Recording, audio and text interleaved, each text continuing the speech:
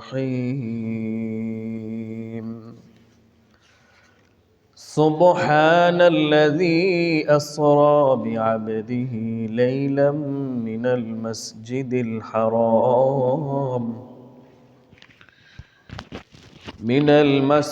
الحرام إلى المسجد الأقصى الذي باركنا حوله لنريه من آياتنا إنه هو السميع البصير وقال رسول الله صلى الله عليه وسلم فجل الله لي بيت المقدس فطفقت أخبرهم عن آياته وأنا أنظر أو كما قال النبي عليه الصلاة والسلام وقال تعالى في شان حبيبه صلى الله عليه وسلم إن الله وملائكته يصلون على النبي يا أيها الذين آمنوا صلوا عليه وسلموا تسليما সকলে মুহাব্বতের সাথে দরুদ ইব্রাহিম পড়ি اللهم صل على محمد وعلى آل محمد كما صليت على إبراهيم وعلى آل إبراهيم إنك حميد مجيد اللهم بارك على محمد وعلى آل محمد كما باركت على إبراهيم وعلى آل إبراهيم إنك حميد مجيد ويا صاحب الجمال ويا سيد البشر من وجهك المنير لقد نور القمر لا يمكن الثناء كما كان حقه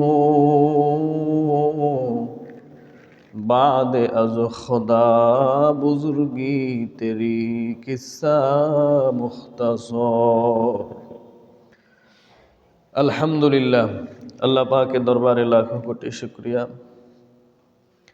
যে আল্লাহ জাল্লা শানুহু আম্মা নওয়ালুহু অত্যন্ত দয়া করে মায়া করে মোহাব্বত করে ভালোবেসে ঈমান নামক দৌলত দিয়ে তার গোলামি করার জন্য আজ এই পবিত্র মসজিদে জুমা আদায়ের জন্য আসার বসার তৌফিক দিলেন শুকরিয়া আদায় করি আলহামদুলিল্লাহ লাখো কোটি দরুদ ও সালাম বিশ্ব মানবতার মুক্তির দুধ হেদায়েতের কান্ডারি আমার আপনার প্রাণ প্রিয় নবী ভালোবাসার নবী মায়ার নবী দরদের নবী হাউজে কাউসারের মালিক নবী আখরি নবী সর্বশেষ নবী নবী মুহাম্মদুর রাসূলুল্লাহর উপরে সাল্লাল্লাহু আলাইহি ওয়াসাল্লাম মুআজ্জাজ মুহতারাম আমার প্রিয় ও সম্মানিত মুসল্লিয়ানে আযম আমি কোরআনুল কারীমের সূরা বনী ইসরাঈলের প্রথম আয়াতে কারিমা তেলাওয়াত করেছি ওদিকে সহিহুল বুখারীর 3886 নম্বর হাদিস পাঠ করেছি কোরআন ও হাদিস সামনে রেখে আলোচনা হবে নির্ধারিত বিষয়বস্তুর উপরে আলোচনা ধারাবাহিক চলছে বিগত কয়েক জুমা ধরে বিষয় হলো রাসূল করিম সাল্লাল্লাহু আলাইহি ওয়াসাল্লামের সেই ঐতিহ্যবাহী মেরাজ সর্বশেষ সহিহ মুসলিমের 162 নম্বর হাদিসে আলোচনা যে আল্লাহর হাবিব সাল্লাল্লাহু আলাইহি ওয়াসাল্লাম প্রথম আসমান, দ্বিতীয় আসমান, তৃতীয় আসমান, চতুর্থ আসমান, পঞ্চম আসমান, ষষ্ঠ আসমান পেরিয়ে সপ্তম আসমানে চলে গেলেন। আল্লাহর হাবিব সাল্লাল্লাহু আলাইহি ওয়াসাল্লাম বলেন, সুম্মা আরাজা বি ইলা সামাইস সাবিআ। জিবরাইল আমিন আমাকে নিয়ে সপ্তম আসমানে উঠলেন। ফাইজা হুয়া বি ইব্রাহিম আলাইহিস সালাতু ওয়াস সালাম। সপ্তম আসমানে আমি উঠে দেখি সেইখানে জাতির পিতা ইব্রাহিম আলাইহিস সালাতু ওয়াস সালাম মুসনিদুন বিজহরিহি ইলা বাইতুল মাকদিস ইলা বাইতুল মামুর। সপ্তম আসমান ইব্রাহিম আলাইহিস সালামকে দেখলাম বাইতুল মামুরের ওয়ালের সাথে হেলান দিয়ে তিনি বসে আছেন। বাইতুল মামুর হলো দুনিয়ার বাইতুল্লাহ বরাবর 7 আসমানের উপরে এইরকমই আল্লাহ পাকের একটা ঘর আছে যার নাম হলো বাইতুল মামুর। ইয হুয়া ইয়াদখুলু ফীহি কুল্লা ইয়াউমিন ৭০,০০০ মালাহ। এই বাইতুল মামুরে প্রতিদিন ৭০,০০০ ফেরেশতা প্রবেশ করে। বাইতুল মামুরের চতুর্পাশ দিয়ে তওয়াফ করে, বিভিন্ন রকমের ইবাদত বন্দেগী করে। লা ইয়াউদুনা ইলাইহি। যেই ৭০,০০০ ফেরেশতা 7 আসমানের উপরে অবস্থিত বাইতুল মামুরে একবারের জন্য প্রবেশের অনুমতি পায়, এই ফেরেশতাগুলো কিয়ামত পর্যন্ত কখনো কোনোদিনও আর সেইখানে আসার ইবাদত করার সুযোগ পাবে না। তাহলে আল্লাহ রাব্বুল আলামিনের ফেরেশতা সংখ্যা কত বেশি! এইখান থেকে আল্লাহ রাব্বুল আলামিনের ফেরেশতার সংখ্যা কত বেশি সেইটা অনুমান করা যায়। প্রিয় হাজিরিন, আল্লাহর হাবিব সাল্লাল্লাহু আলাইহি ওয়াসাল্লাম ইব্রাহিম আলাইহিস সালাতু ওয়াস সালামের সাথে সৌজন্য সাক্ষাতের পর বাবা ইব্রাহিম আল্লাহর হাবিব সাল্লাল্লাহু আলাইহি ওয়াসাল্লামকে বলেন, ও নবী মুহাম্মদুর রাসূলুল্লাহ, আমি তোমাকে একটা দায়িত্ব দিতে চাই, নিবা কি? আল্লাহর হাবিব বলেন, অবশ্যই নিব। কি বলেন? সুনান তিরমিজির হাদিস, হাদিস নাম্বার 3642। আল্লাহর হাবিব বলেন, আকরি ওয়ালা উম্মতিকা মিন্নিস সালাম। আমার পক্ষ থেকে তোমার সকল উম্মতকে আমার সালাম পৌঁছে দিবা, এই জিম্মাদারি তোমাকে দিলাম। আর শোনো শোনো, ওয়া আখবির আন্নি, আমার পক্ষ থেকে তোমার উম্মতকে এই সংবাদটাও জানিয়ে দিবা। আল্লাহর হাবিব বলেন, কি সংবাদ জানাইতে হবে? ইব্রাহিম খলিল আল্লাহর হাবিবকে বলেন যে, আন্নাল জান্নাতা তুরবাতুহা তাইয়্যিবা। আমার পক্ষ থেকে তোমার উম্মতকে এইটা জানাইবা, আল্লাহ রাব্বুল আলামিন মুমিন বান্দাদের জন্য যে জান্নাত প্রস্তুত করে রেখেছেন তার মাটি হলো সুঘ্রাণময়, সর্বক্ষণ সর্ব সময়ের জন্য এখান থেকে সুগন্ধি ছড়াইতে থাকে। সুবহানাল্লাহ। ইব্রাহিম আলাইহিস সালাম আরো বলেন, ওয়া মাউহাল আযবু ওয়া আযমুহাল মা। জান্নাতের মধ্যে যেই পানি রয়েছে এই পানিটাও সুমিষ্ট পানি, সুস্বাদু পানি।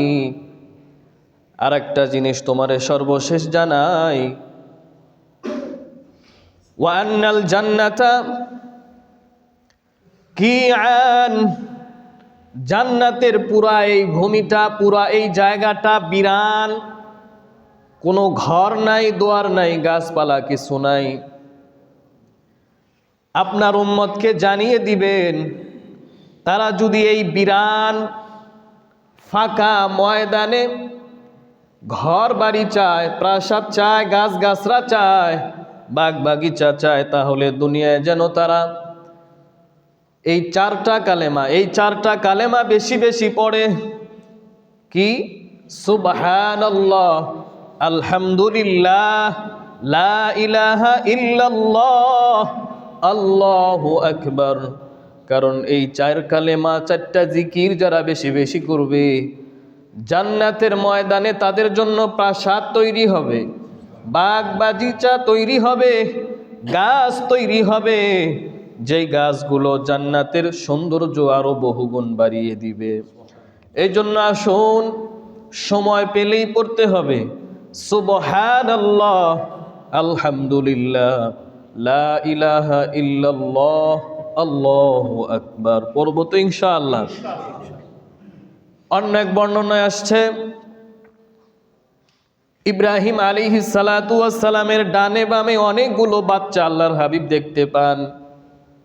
জিজ্ঞাসা করেন জিবরাইল আমিনকে, জিবরাইল ভাই, বুঝলাম না ইব্রাহিম নবীর সামনে এতগুলো বাচ্চা কিসের? জিবরাইল আমিন জবাব দেয়, দুনিয়ার বুকে যেই বাবা মা নাবালেগ সন্তান হারিয়েছিল, সাথে সাথে এদেরকে কোরআনের হাফেজ আলেম বানানোর নিয়ত করেছিল, কিন্তু সুযোগটা পায়নি। আল্লাহ রব্বুল আলামিনের ইচ্ছা, এদের আগেই হাফেজ মাওলানা হওয়ার আগে আল্লাহ পাক নিয়েছেন।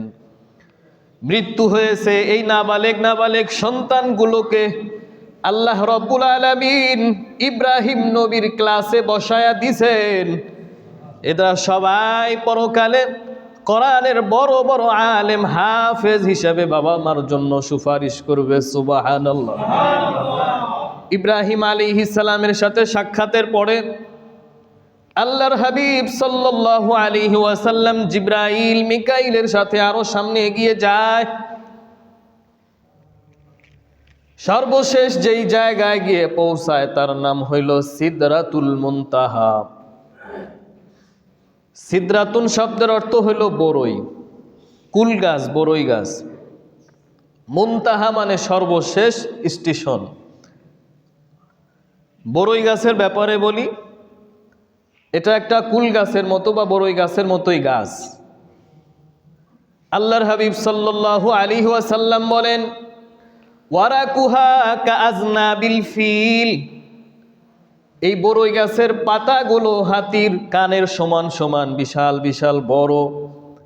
ওয়াসামারুহা কালকিলাল, আর এই গাছের ফলগুলো মটকার মতো বড় বড়। এখন আমার আপনার প্রশ্ন হইতে পারে, হুজুর জান্নাতের বড়ই যদি এত বড় বড় হয় খাবো কেমনে? প্রশ্ন ওঠার কোনো সুযোগ নাই, টেনশনের কোনো কারণ নাই। জান্নাতি এক একটা মানুষ হবে 60 হাত, এদের হাত পা মুখ হবে 4-5 হাত। বর্তমান সময়ের মানুষের মুখ যদি 2.5-3 ইঞ্চি 4 ইঞ্চি হয়, সেই হিসাবে যে বড়ইয়ের মাপ ঠিক আছে। জান্নাতি মানুষের মুখ তো হবে কয়েক হাত বড়। অত বড় মানুষের যদি ছোট ছোট বড়ই দেন, বড়ই খাইলে বুঝে আসবে না যে কি খাইলো। এই জন্য বড়ইগুলো বড় বড়, পেরেশানির কোনো কারণ নাই। মানুষও বড়, বড়ইও বড়। মুনতাহা শব্দের অর্থ হইল শেষ। শেষ মানে কি? মাখলুক, আল্লাহ পাকের যত সব সৃষ্টি আছে, সৃষ্টির জ্ঞানের পরিধি শেষ। সিদরাতুল মুনতাহার পরে কি আছে না আছে, আল্লাহ পাকের আরশ কেমন, তিনি কেমনে অবস্থান করতেছেন, এই বিষয়ে আল্লাহ পাক মানুষের কোনো জ্ঞান বুদ্ধি আর দেয় নাই। মানুষকে বুঝাইতে চায় যে এইখানেই তোমাদের জ্ঞানের গবেষণার ধাপ শেষ। 1 নাম্বার 2 হইল ফিরিশতারা, এই যে আল্লাহ রব্বুল আলামিনের হুকুম বাস্তবায়ন যে করেন, আল্লাহ পাকের কাছে শুনে শুনে আসেন, তাদের সর্বশেষ ঠিকানা, সর্বশেষ জায়গা হলো ওই সিদরাতুল মুনতাহা। এরপরে আর যাওয়ার কোনো অধিকার নাই, কোনো পরিবেশ নাই, কোনো ক্ষমতা নাই। সিদরাতুল মুনতাহা মূলত আরশে আজিমের ডান সাইডে। এইখানে আপনারা অনেক আগে থেকে শুনে থাকবেন, অনেক বক্তারা বলে ওই জায়গায় যাওয়ার পরে জিবরাইল আমিন কে আল্লাহর হাবিব যখন যাইতে বলে তখন বলে যে না, আমার আর যাওয়া যাবে না। আবার রাসূল করিম সাল্লাল্লাহু আলাইহি ওয়াসাল্লাম স্যান্ডেল খুলে বা জুতা খুলে যেতে চেয়েছিলেন আল্লাহ পাকের আরশ বা তার সাথে সাক্ষাতের জন্য। এই যে এই কথাগুলো সম্পূর্ণ বানোয়াট, ভিত্তিহীন, মওজু হাদিস। এর আগের যেই হাদিসগুলো বললাম এগুলো সব সহি মুসলিমের, আমাদের মাদ্রাসা বইয়ে যে পড়ানো হয় 362 নম্বর হাদিস, আন্তর্জাতিকভাবে যে হাদিস গ্রন্থ আছে সহি মুসলিমের 300 নম্বর হাদিস, আর 162 নম্বর হাদিস হলো মাদ্রাসার। আর এই যে আল্লাহর হাবিব সাল্লাল্লাহু আলাইহি সাল্লাম জুতা খুলতে চাইলেন, জিবরাইল বললেন বা আল্লাহ পাক বললেন যে জুতা খোলা লাগবে না, আপনি এভাবেই আসেন। এই ধরনের কথা যেটা আমরা শুনি, মানুষের মধ্যে জনশ্রুতি আছে, এটা ভিত্তিহীন, ভুয়া।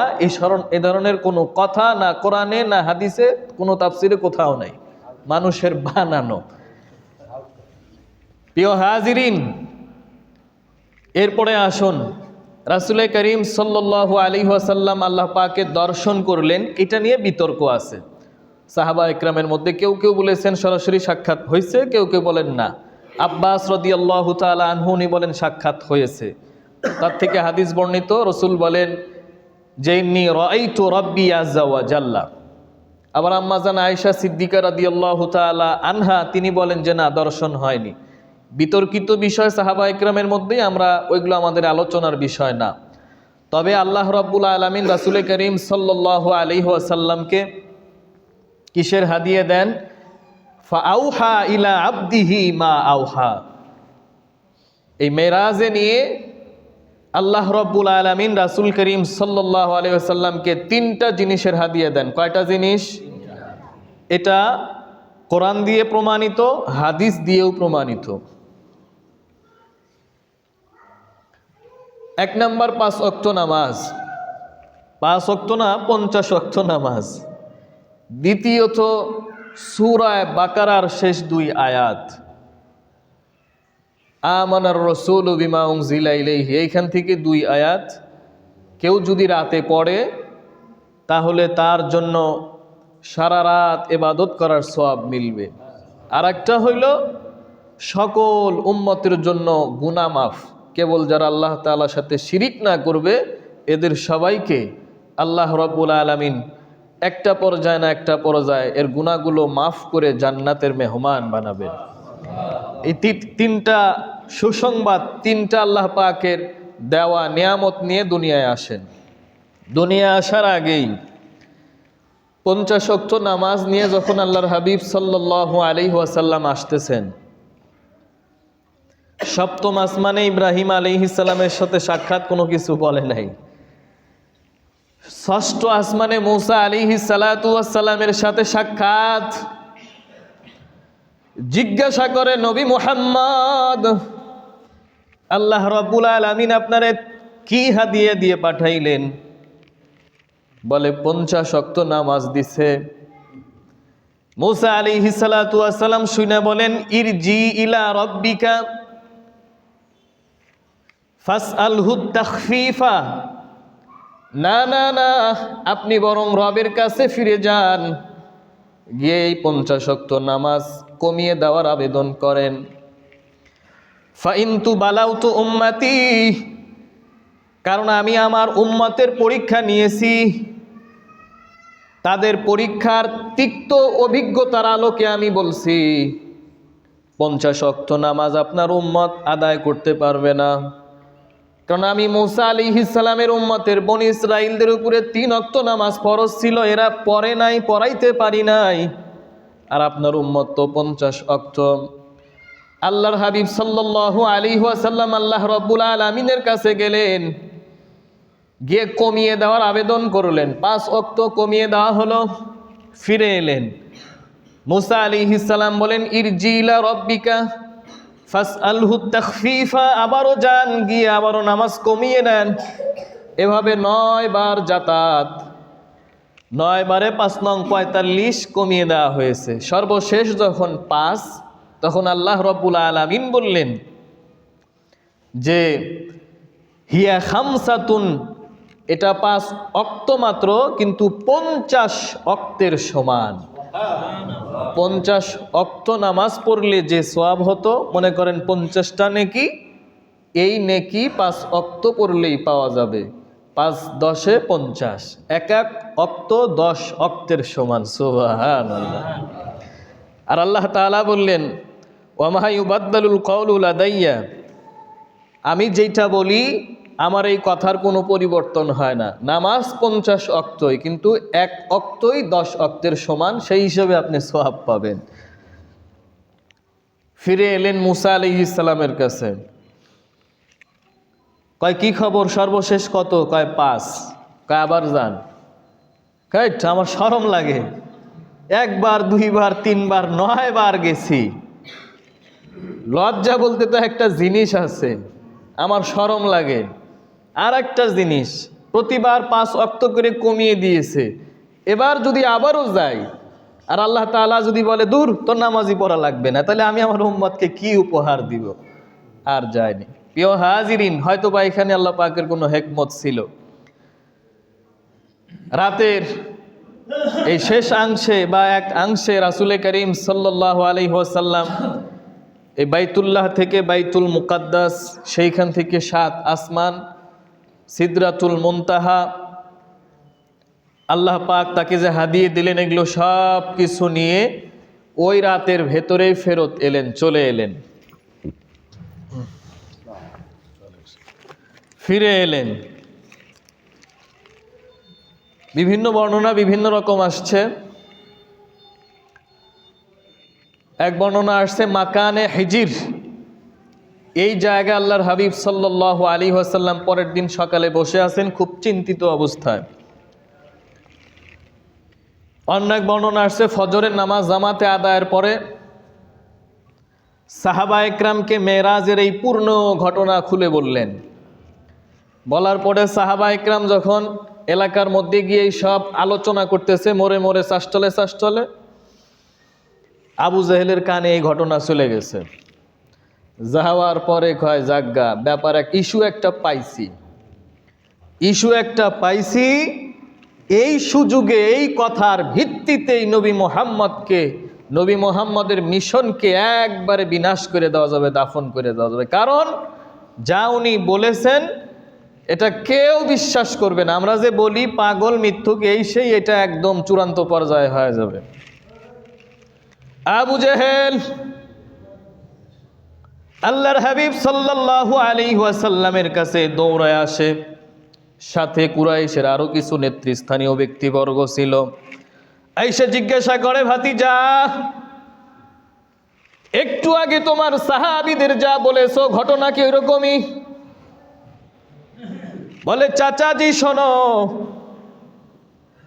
একটু আগে আমি সাহাবা একরামকে লক্ষ্য করে যেই ঘটনা বলেছি, জামিয়া এক রজনীতে বাইতুল্লাহ থেকে বাইতুল মুকাদ্দাস 7 আসমান ঘুরে সিদরাতুল মুনতাহা, আল্লাহ পাকের আরশ আজিম, জান্নাত জাহান্নাম সব কিছু দেখে উম্মতের জন্য হাদিয়া যা বরাদ্দ করেছে সেগুলো নিয়ে আমি এই রাতে আবার ফিরে এসেছি।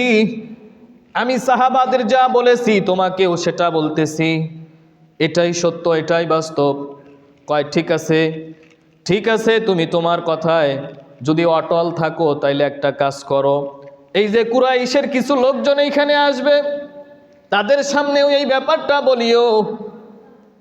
কয় ঠিক আছে, আমি বলবো, তুমি লোকজনদেরকে জমা করো। সর্বপ্রথম বলে মুহাম্মদের প্রথম শীর্ষ আবু বকর, তার কাছে যাওয়া যাক। কুরাইশের কিছু লোকজন মিলে আবু বকর সিদ্দিক রাদিয়াল্লাহু তাআলা আনহুর কাছে গেলেন।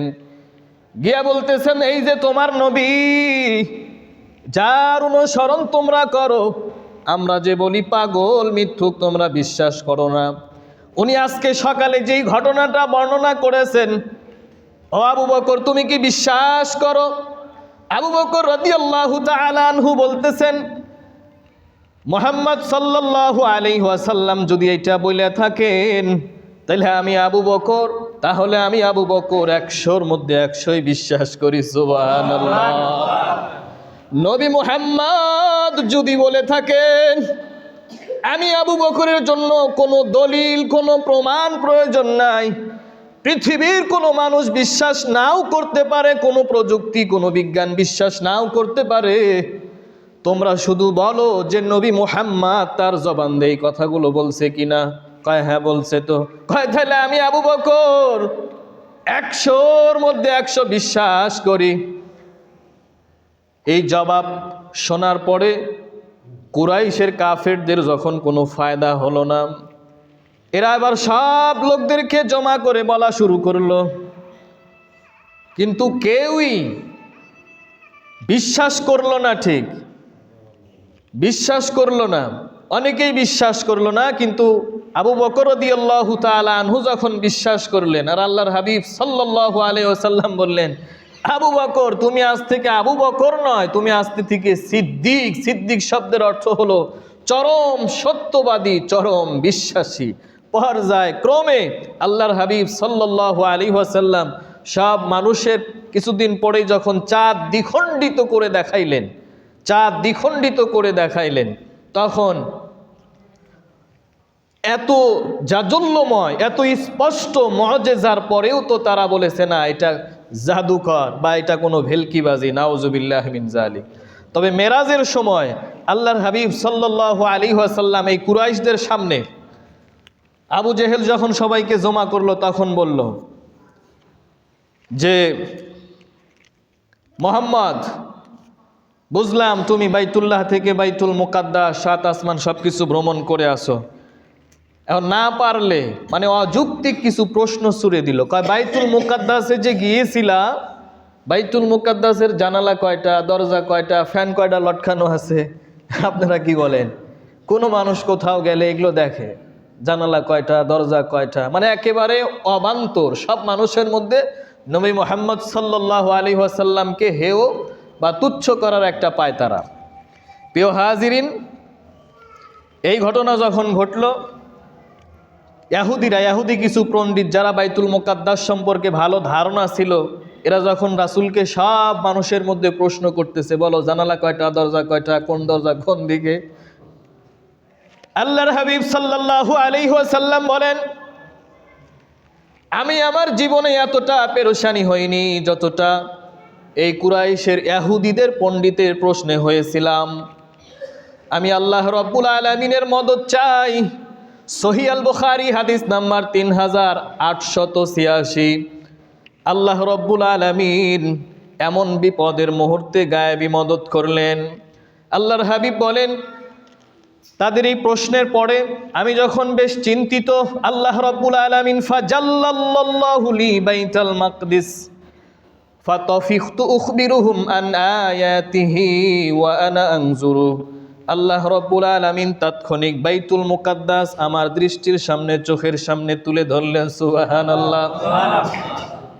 এই জিনিসটা একটা সময় মানুষ বিশ্বাস করতো না, যে চোখের সামনে দেখে দেখে বলবে এটা কি আবার সম্ভব কিনা, কিন্তু বর্তমান সময়ে এই জিনিসটা আবার সম্ভব।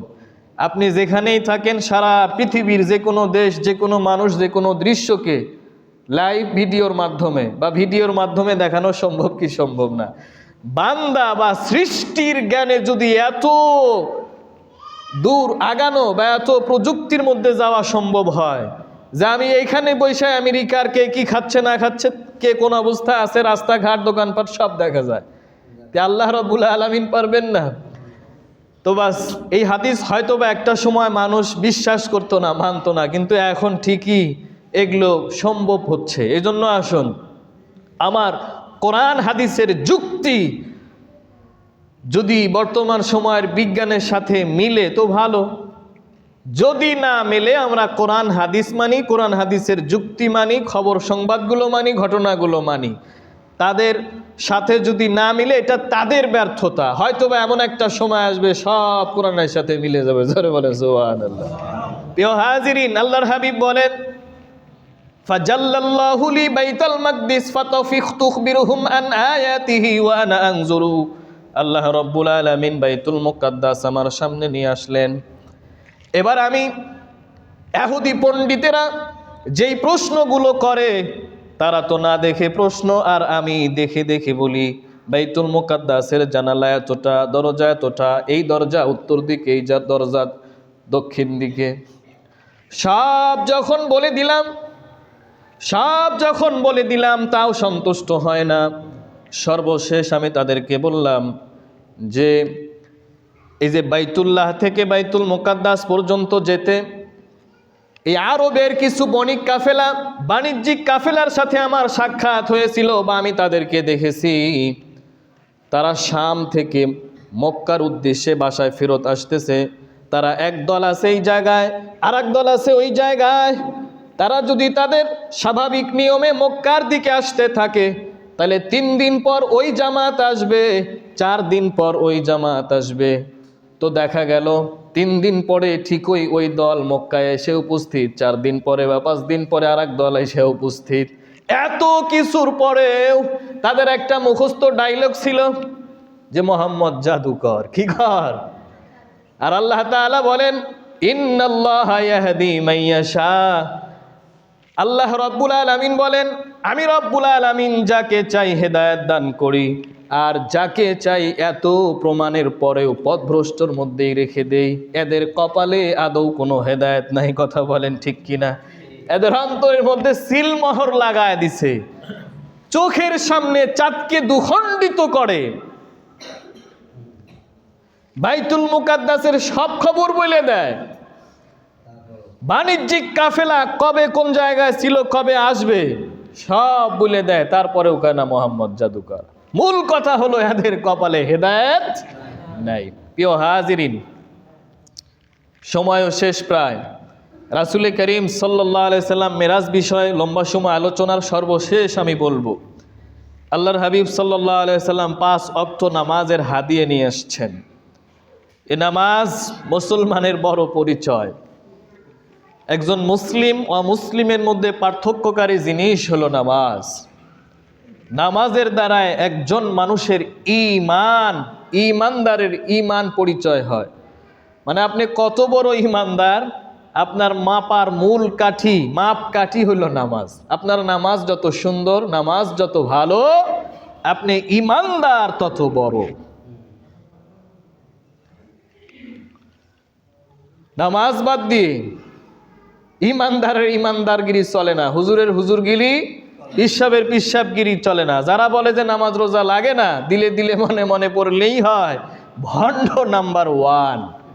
পরকালে এদের জন্য আছে, এদের যে কিছুই লাগে না, কবরে হাসরে ময়দানে মাহশরে গিয়ে বুঝবে যে কত ধানে কত শের, বা কেমন লাগে এই মুনকার নাকিরের পিটনিগুলো। এগুলো দুনিয়ায় চলবে, ফালতামি, ভাদ্রামি, ভান্ডামি, বেদাতি কর্মকাণ্ড। প্রিয় হাজিরিন, এই জন্য আসুন 5 ওয়াক্ত নামাজ যথাযথ সময়ে। দেখেন আমরা কর্মব্যস্ত মানুষ, চাইলেই সবাই 5 ওয়াক্ত নামাজ মসজিদে এসে জামাতে পড়া সম্ভব নাও হতে পারে। কেউ বা কৃষি কাজ করি, কেউ বা গাড়ি চালাই, কেউ বা ব্যবসা বাণিজ্য করি, বিভিন্ন জায়গায় দৌড়াদৌড়ি করি। ইন্না দীনা ইউসরুন, আল্লাহ পাক দিনকে সহজ করে দিয়েছেন, কঠিন কিছু নয়। আমি যাই হই না কেন, যেখানেই থাকি না কেন, সারা পৃথিবীর সব জায়গাতেই নামাজ হয়। পাহাড়েও হয়, নদীতেও হয়, এই বিমানের উপরে উঠেও নামাজ পড়া যায়, লঞ্চেও নামাজ পড়া যায়, বাসেও নামাজ পড়া যায়। যারা নামাজি সব জায়গাতেই নামাজ পড়ে। হায় হায় হায়, মাঠেও, কাদার মধ্যেও, শুকনা জমিতে, মরুভূমিতেও নামাজ চলে। আল্লাহ পাক সহজ করে দিয়েছেন। যদি বেকায়দা হয়, আমি জামাত পাইনি বা পরিস্থিতি এমন যেখানে জামাতের সুযোগ নাই, একা একিও নামাজ হয়, 2 জনে মিলে জামাত করা যায়। বলে হুজুর আমি অসুস্থ, দাঁড়ায় নামাজ পড়তে পারি না। দিনকে আল্লাহ পাক সহজ করে দিয়েছেন, কিন্তু ছাড় নাই। ছেড়ে দিবেন না একবারে, ছাড় আছে কিছুটা। সেটা কি? দাঁড়িয়ে নামাজ পড়তে না পারলে বসে থেকে পড়ো। কয় হুজুর অবস্থা খুব খারাপ, বসে থেকেও নামাজ পড়তে পারি না, শুয়ে থেকে হলেও পড়তে হবে। কয় শুয়ে থেকেও হাত পা নাড়াইতে পারি না, কয় শুয়ে থেকে ইশারায় ইশারায় হইলেও পড়তে হবে। তোমার যখন জ্ঞান নাই, হুশ নাই, ওই সময় তোমার নামাজ নাই। প্রিয় হাজিরিন, সুস্থ সবল মানুষ আমরা, দোকানে মাঠে ঘাটে বিভিন্ন জায়গায় বসে থাকি, অনেক সময় তুচ্ছ অজুহাত দেই যে হুজুর ব্যস্ত, ভাই আমার কাপড় ঠিক নাই, অমুক নাই তমুক নাই, বিভিন্ন কিছু, বা হুজুর এই পরিস্থিতিতে নামাজ পড়া যায়? আমাদেরকে শিক্ষা নিতে হবে। দুনিয়ায় অনেক রিক্সা চালক আছে যাত্রী উঠায় নামাজের শর্তে, যে আমি যাইতে পারি, তবে যেইখানে নামাজের ওয়াক্ত হবে ওইখানে রিক্সা দাঁড় হয়ে যাবে, আমি নামাজ আগে পড়ব। এরকম আছে না নাই? বাস ট্রাকের ড্রাইভার আছে, সরকারি বাহিনী, পুলিশ, আর্মি, বিডিআর যাই বলেন না কেন, এদের মধ্যেও নামাজি আছে, মুখে সুন্নাতি দাড়িওয়ালা আছে। ব্যবসায়িক নামাজ বাদ দিয়ে ব্যবসা করবে না, আগে নামাজ আছে। কৃষক নামাজের রক্ত হলে মসজিদে গিয়ে জামাতে নামাজ পড়বে আছে। সব জায়গা থেকে সব পরিস্থিতির শিকার হয়েও নামাজ পড়া যায়। এই জন্য আল্লাহ তাআলা বলতেছেন, বান্দা তুমি যদি মুসলমান নিজেকে দাবি করো, নামাজ তোমাকে পড়তেই হবে। এটা আমি আমার হাবিবকে বিশেষভাবে ডেকে তোমাদের জন্য ফরজ করেছি। এটা তোমার ঈমানের, তোমার মুসলমানিত্বের পরিচয়। পড়লে কি ফায়দা হবে এগুলো তো আমরা অনেকেই জানি। এই জন্য আসুন রাসূল করিম সাল্লাল্লাহু আলাইহি সাল্লামের সবচেয়ে সেরা হাদিয়া উম্মতের জন্য সালাত। যেখানে যে অবস্থাতেই থাকি নামাজ পড়বো তো ইনশাআল্লাহ। দ্বিতীয়ত সূরা বাকারার শেষ 2 আয়াতের মর্যাদা অনেক বেশি। আমানার রাসূলু বিমা উনজিলা ইলাইহি, সম্ভব হলে মুখস্থ করে নেব, প্রতিদিন রাতে ঘুমানোর আগে এটা পড়তে হয়। আর একটা জিনিস মনে রাখতে হবে, আল্লাহর হাবিব যেটি এনেছেন সেটি হলো সকল উম্মতের জন্যই ক্ষমা। শিরকের গুনাহ যদি না হয় তাহলে আল্লাহ তাআলা আমাদেরকে ক্ষমা করে দিবেন, এই বিশ্বাস, এই আস্থা আমাদেরকে রাখতে হবে। রেখে পাপ যত বেশি হোক নিরাশ আর হতাশ না হয়ে আল্লাহর কাছে চোখের পানি ফেলে আকুতি মিনতির সাথে গুনাহ ছেড়ে দিয়ে ভবিষ্যতে না করার নিয়তে কান্নাকাটি করে গুনাহটাকে মাফ করায় নিতে হবে ইনশাআল্লাহ। আল্লাহ আমাদের সবাইকে তৌফিক দেন, বলি আমিন। শাবান মাস শুরু হয়েছে, আজকে 3রা শাবান, মানে এই মাসের পরেই রমজান মাস। শাবান মাস বিষয়ে, শবে বরাত বিষয়ে আলোচনা হবে ইনশাআল্লাহ। তবে শাবান মাস বিষয়ে হাদিসের মধ্যে যেটা আসছে, এটা বেশ বরকতময় মাস। আল্লাহর হাবিব সাল্লাল্লাহু আলাইহি ওয়াসাল্লাম সবচেয়ে বেশি নফল রোজা রাখতেন যেই মাসটায় রমজান তো ফরজ, সেটা হলো শাবান মাস। পুরা মাসই প্রায় নফল রোজা রাখতেন। রাসূলকে জিজ্ঞেস করা হয়েছে কেন এত বেশি রোজা রাখেন? কয় শোনো, এই রমজান মাস সামনে কেন্দ্র করে নিয়ে অনেক মানুষ শাবান মাসের মূল্যায়ন করে না, যে সামনে রমজান আসতেছে, আমল আখলাক যা করা দরকার সব করব, এই মাসটা একটু আরাম বিরাম করে নেই, অবহেলিত থাকে। এই জন্য আমি আরেকটা জিনিস, সেটি হইল এই শাবান মাসে মানুষের বাৎসরিক আমল, সারা বছর যে আমল করলাম সেটার একটা হিসাব নিকাশ আল্লাহ রব্বুল আলামিনের কাছে উঠানো হয়। কাজেই আমি রসুল চাই আমার হিসাবটা এমন অবস্থায় উঠুক যে আমি রোজাদার এবং আমলে ব্যস্ত আছি। জোরে বলি সুবহানাল্লাহ। এ বিষয়ে আলোচনা আগামী জুমায় আরো হবে। শাবান মাসটা বেশ দামি মাস, বেশি বেশি নফল রোজা, জিকির আজগার, তাসবিহ তাহলিল, সব রকমের গুনাহ থেকে মুক্ত থেকে সামনে মাহে রমজানের যথাযথ প্রস্তুতি গ্রহণ করা, আল্লাহর কাছে দোয়াও করা। কি দোয়া? আল্লাহুম্মা বারিক লানা ফি রজব ওয়া শাবান ওয়া বাল্লিগনা রমাদান। আল্লাহ আমাদের বোঝার আমল করার তৌফিক দেন। জুমা